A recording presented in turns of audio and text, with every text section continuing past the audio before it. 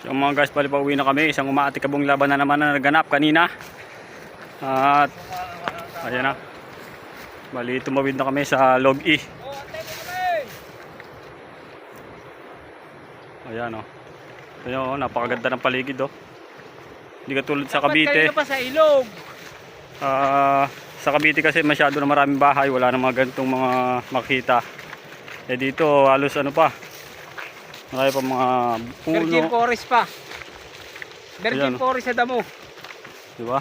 Yung damo rito mas mataas pa sa ano. Sa Mataas palay. pa sa kalabaw. Yung kalabaw dito pinagtataguan damo. Yan o. Ito yung tinatawag nilang ano, sasa. Ginagawang alak. Sasa, yan o. Ginagawang iba-ibang klaseng alak. Alak, suka. Pinakamahal na pabango.